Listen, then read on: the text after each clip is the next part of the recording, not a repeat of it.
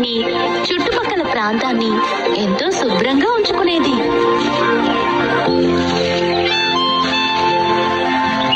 పూలతోటి, చెట్లతోటి తన ఇంటి చుట్టుపక్కలంతా ఎప్పుడూ కూడా చాలా శుభ్రంగా ఉండేది.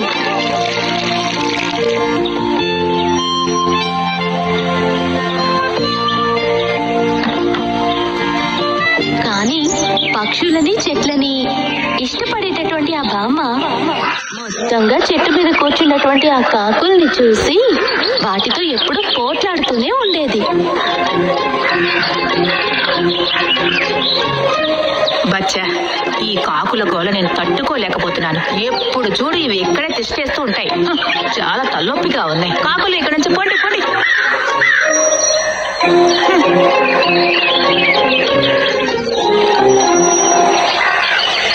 మా అమ్మ ఎందుకని పాపం ఆ కాకుల్ని అలా తరిమేస్తుంది?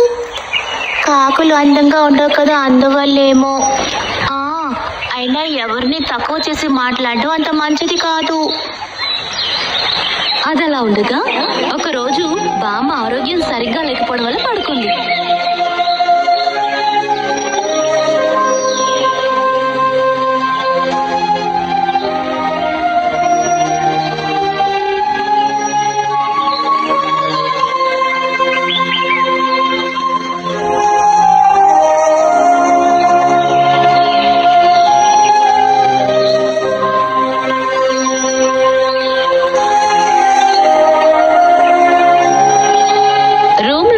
మంచం మీద పడుకునున్న బామ్మ కిటికీ నుంచి తన ఇంటి చుట్టుపక్కల పడున్నటువంటి చెత్తని, ఆకుల్ని, కొమ్మల్ని చూసి చాలా బాధపడింది.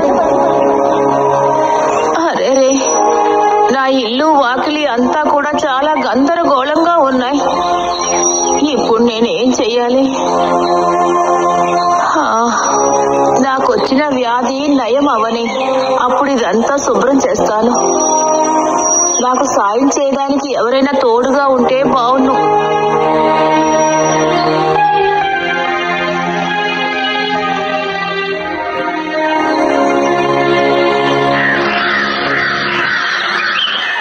ఎప్పుడూ ఇంటి పక్కనే ఉండి ఆ చెట్టు మీద వాలేటటువంటి ఆ కాకులన్నీ ఆ బామ్మ ఇల్లు, ఇంటి చుట్టుపక్కలంతా చెత్త పడుండటాన్ని చూసి వెంటనే వాటికి ఏదో సందేహం కలిగింది.